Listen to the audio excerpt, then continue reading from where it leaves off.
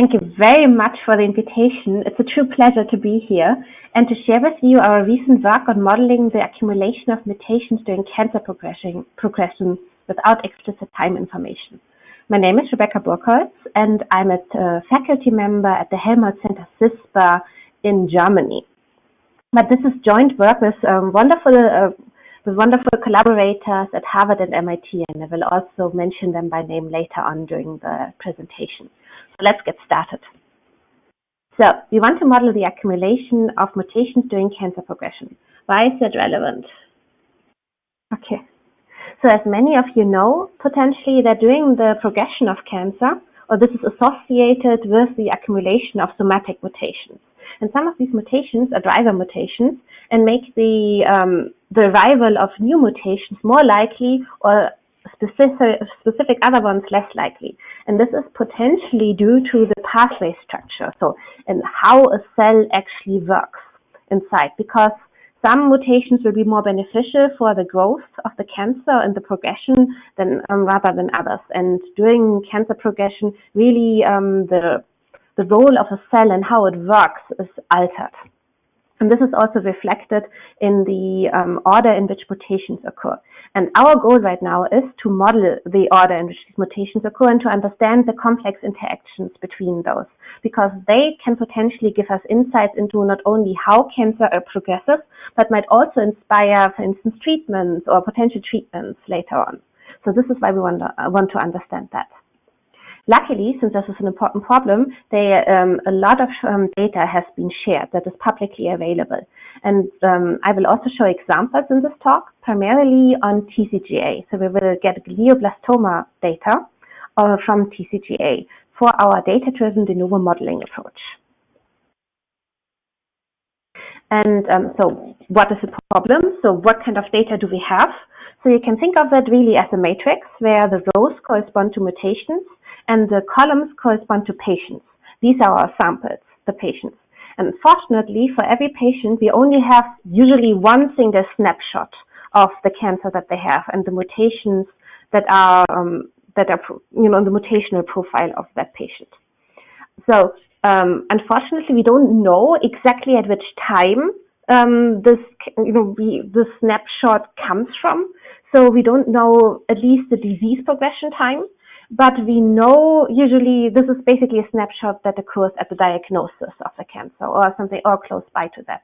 And the question is, of course, now without having this time information, can we still infer some information about the order in which these mutations occur? So despite having cross-sectional data, can we infer something about timing? And since this is an important problem, there also have been recent attempts in order to model that. But these modeling approaches have certain disadvantages. Most of them don't scale to a high number of mutations, so we can only study a few mutations and their time order. And also, most of these modeling approaches are very restrictive. And so they might have constraints on how these mutations can interact a priori. Some are, for instance, limited to interaction structures that have the structure of a directed acyclic graph, or they might have other constraining, or they make other constraining assumptions. We will follow a similar modeling approach as Schill and collaborators in our work that is based on continuous time Markov chains. This is a relatively flexible modeling approach, but this also means that we have problems with underspecification, which basically means that our model is relatively flexible, so we need more information to really do model selection. So we will face the problem that given the data that we have, we might not know if it's model A or B that is actually, that was generating this data, even given the model assumptions that we make. However, we made progress in that direction by scaling them up. And we recently, so this is a methodological algorithmic developments that we proposed there, and we recently published at the premier conference for machine learning. This is called NeurIPS. And I'm really grateful to my collaborators, Alke Skottovos and Stefanie Delka from MIT and John Quackenbush from Harvard. This was a very pleasant collaboration. And what we did is, so the main contribution is that we scaled up basically the learning, the inference of these continuous time Markov chains. And these will help us now resolve this underspecification issue. And I will give you now an intuition why that actually is the case. So this is the main objective of this talk, what I want to show you. So what is the goal? We want to model the time evolution of discrete sets of items, our mutations, with a continuous time Markov chain.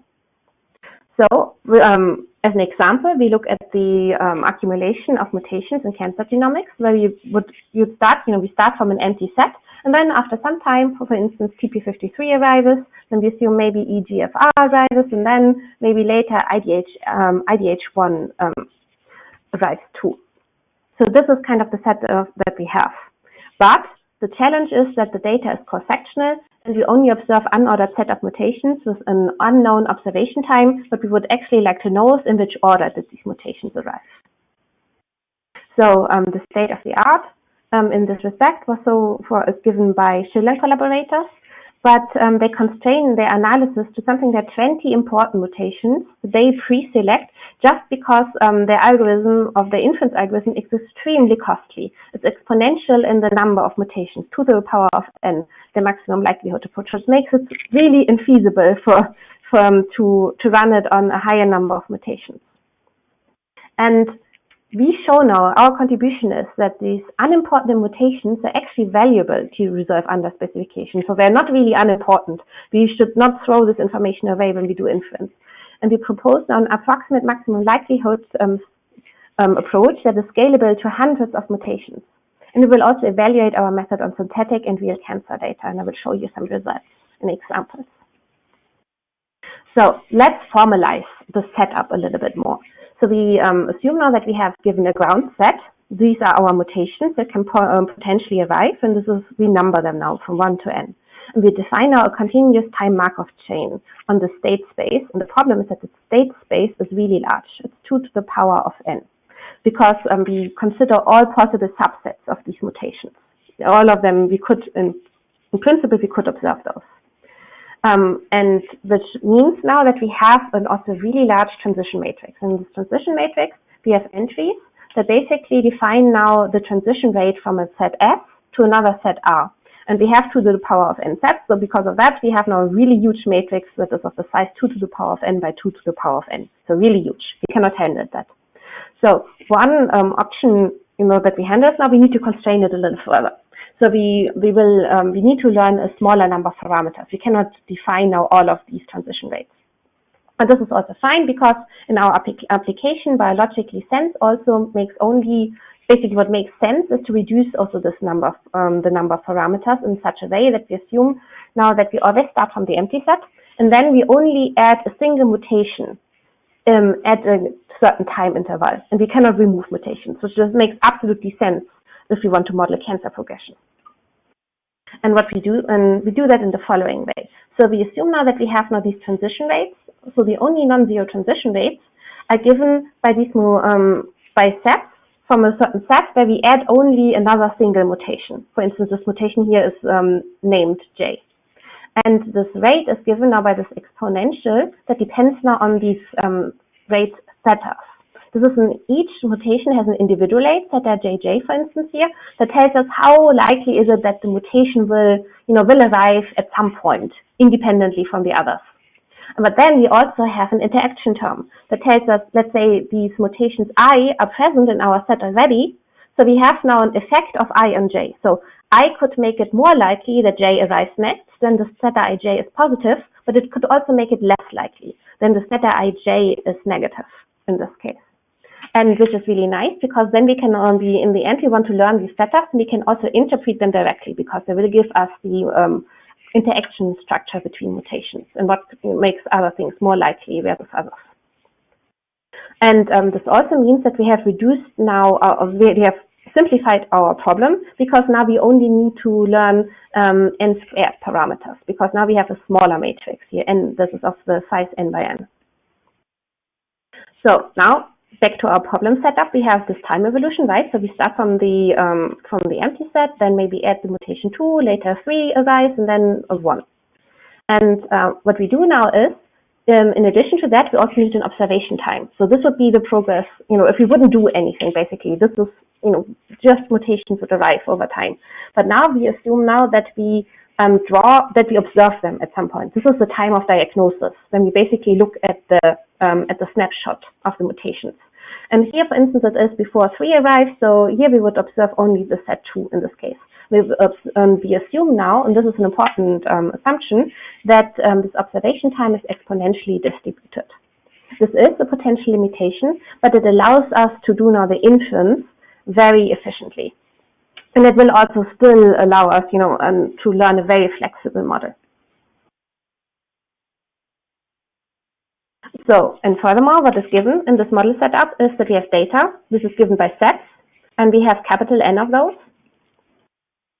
And given those sets, we can compute now the likelihood of these sets based on the Markov chain, that basically consists of 2 terms. So the problem is we don't observe the observation time. This is here given by t, but we have the observation time distribution. This is p of t, and this is given by an exponential distribution. And then we also have this something that's given by the Markov chain. This is this probability that we observe the set given the observation time at observation time t and the parameters that we have, these setters. And in this setup, now what we really want to do to infer the parameters, we want to maximize the log likelihood, which is a very standard approach, which is given here by this term here. So it's the sum over the logarithm of the likelihoods of the specific sample, so of the sets that we observe. This is how we evaluated the data. How do we do that? So the problem is that we have issues that we face if we want to do that. So first of all, I mentioned that already, we have this identifiability or underspecification problem. So there might be different models with different setters, basically, that lead to exactly the same likelihood. So this means we cannot distinguish those. So we cannot identify the right model in this case.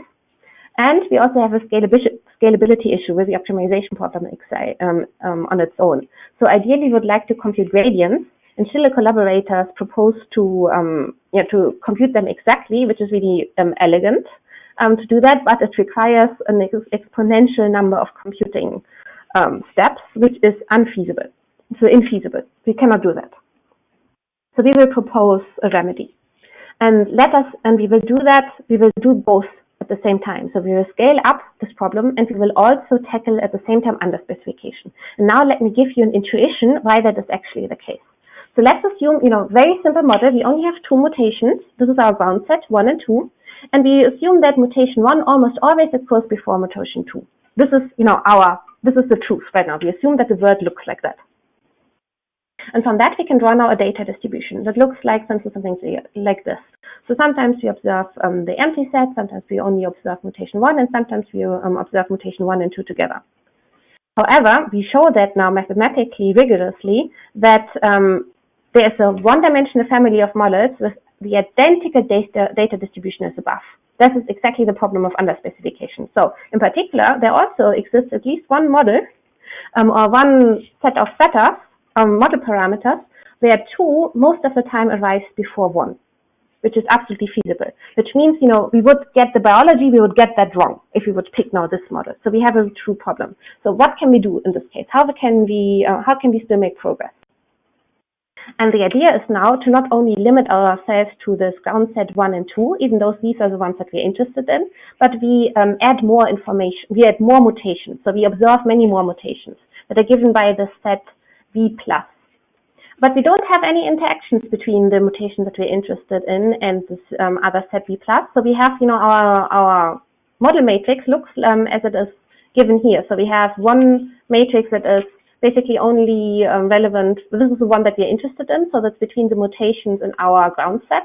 And then we also have a setter plus matrix that only is concerned with interactions between the mutations in the other set that we're actually not that much interested in. So why can this still help us? So let's assume now, so basically we know now that this whole probability distribution factorizes in a really nice way. So we have, we have this probability distribution that we had just before, and we have this observation time prior. This was this exponential distribution previously. But now when we also in addition observe now another set of mutations in this V plus set, so this is S plus, we actually get an updated time posterior, so probability distribution of the observation time. This is this observation time posterior because of the factorization of the probability mass. So in some sense, we can still extract some information of these additional mutations that we actually didn't care about. So let's make an even further assumption to make also mathematical progress, to show rigorously that our intuition is actually correct. So what we assume now is that also the other mutations that we don't care so much about are even independent from each other. So there's nothing interesting happening. Even they all have the same individual weight, zeta plus. And even in this simple case, where you would think nothing, these shouldn't be of any relevance, these mutations, they still help us because they act like a clock. So we can just, count the number of mutations that are present, and this gives us an estimate of the observation time. And we can even derive, rigorously a theorem that tells us, we are interested in the true observation time. This is here given by T star. Then the mean invariance of the posterior time distribution can be bounded in the following way. So we basically say now that the mean converges to the true observational time in the number of mutations. So if we have more independent mutations, this is M here, we basically, the mean converges to the true observational time. And also the variance of this time posterior is decreasing as 1 over M. So if we would have really a high number of additional independent items, we know the observation time. This is what the theorem is telling us.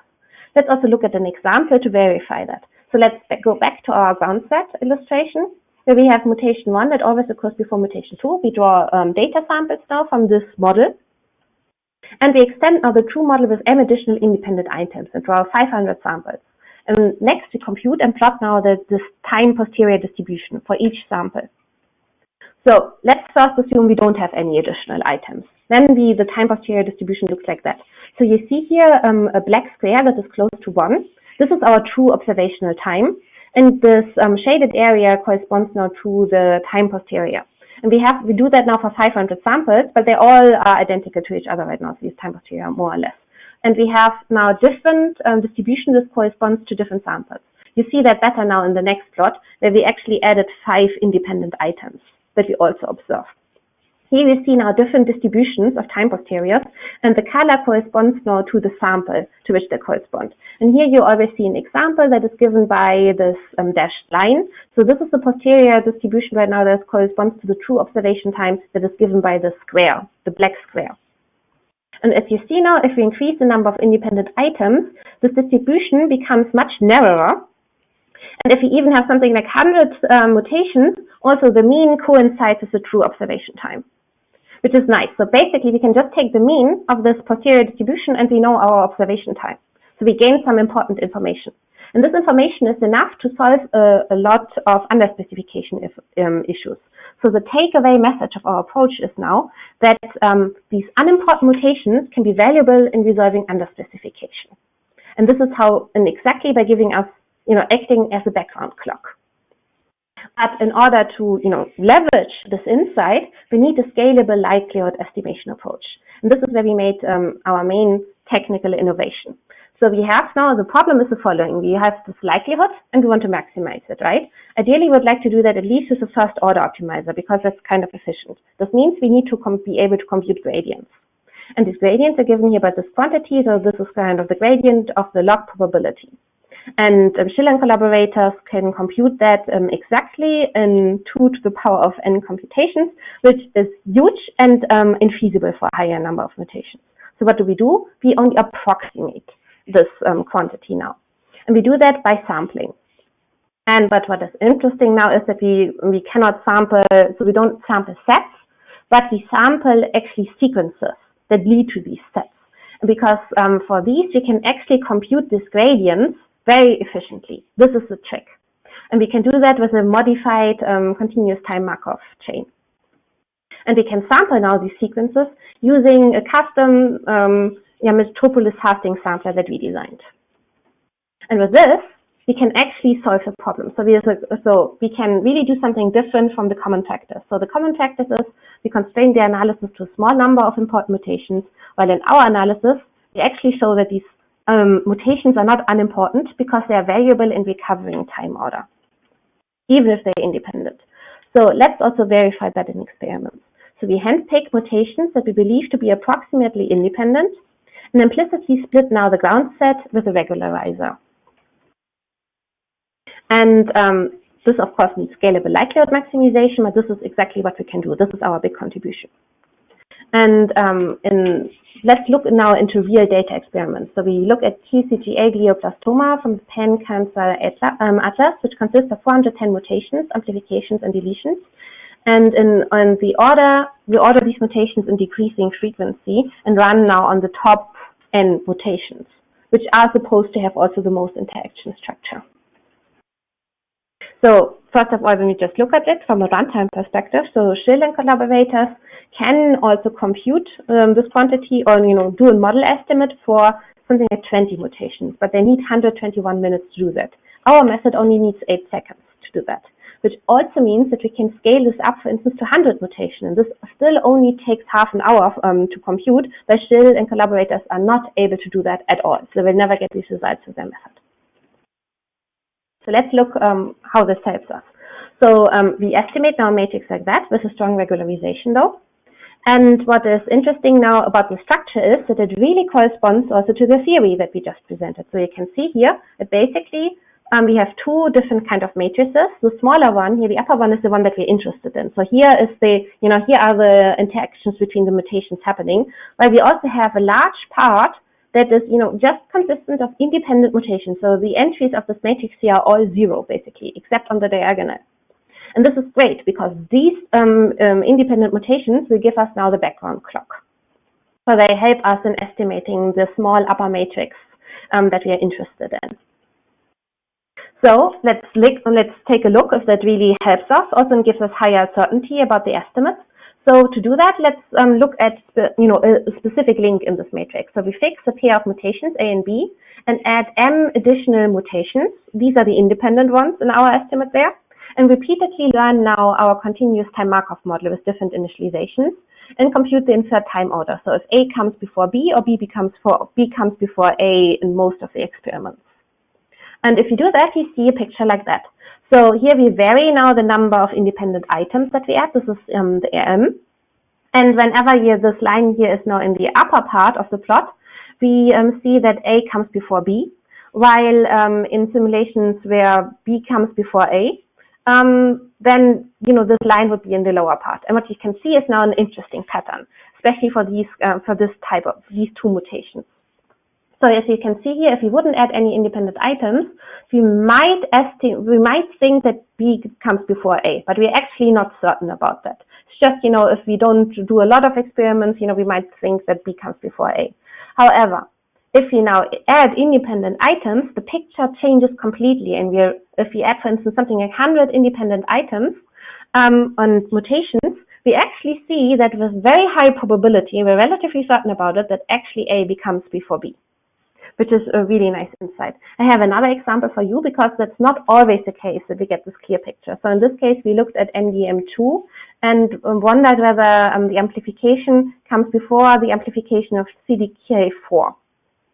And as you can see here, the picture is not very clear. So it's still possible that CDK4 comes before MDM2, but it's unlikely. So most likely MDM2 is actually coming before CDK4. But what is nice about our method that we also get an uncertainty estimate.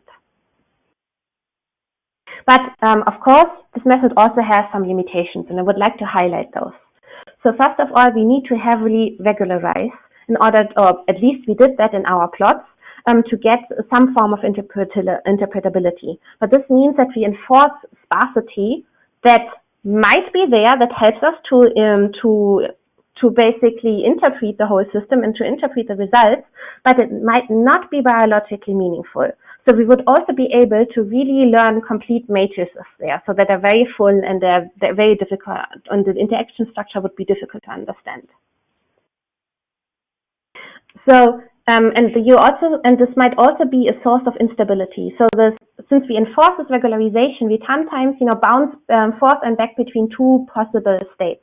So as you can see here, for instance, there's kind of orange example here. You can see here both of these models, the left and the right one, are both options. Sometimes you just, sometimes you see the link in one direction and sometimes you see the link in the other direction. And what is likely in this case is, if you would regularize less, that actually both of these links would be present. So maybe we don't have a clear time order in this case. And the question is then, of course, can we change this regularization and maybe enforce different biologically meaningful assumptions? Then another limitation is as potentially given by our observation time distribution. Because we really, for this to work, we needed to assume now that this is exponentially distributed, but this might not be realistic. So for instance, Gaston and collaborators noted that often patients are actually observed at a very similar time. So most of the time we don't see the early examples at all because, first we need to diagnose cancer in order to really, find these tissues and take a snapshot of the mutations. So the problem is that this might not give us all the, really relevant time information. But there's other data information that one could possibly use to also get a glimpse or to get an idea of what happens early during the cancer progression. And this is, for instance, what they propose is to use copy number alterations and to compare those to get a partial time order. And we could totally integrate this also in our modeling approach because that is actually based on sequences.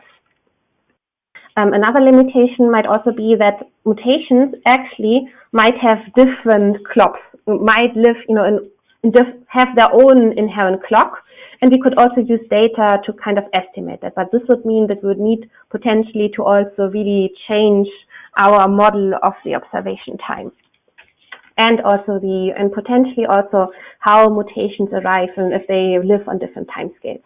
But also this could be an interesting extension in future. So I hope with this, you believe me and I could convince you that scaling up these models is really a fruitful task and a helpful task because it gives us important information. It gives us identifiability, potential robustness, and also helps us to resolve underspecification and underdetermination. And all of that was now possible because of our basically engineering advantage. So our really improved algorithms that help us now to scale our model inference techniques up to many hundreds of mutations. With this, I would like to end with some further resources. So if you find this work interesting, please have a look at our paper. There's more supporting information available. And if you want to run that on your own data set, please feel free to use our code. It's publicly available. And with this, thank you very much for your attention. It was a pleasure to be here and hope you enjoy the conference. Thank you very much.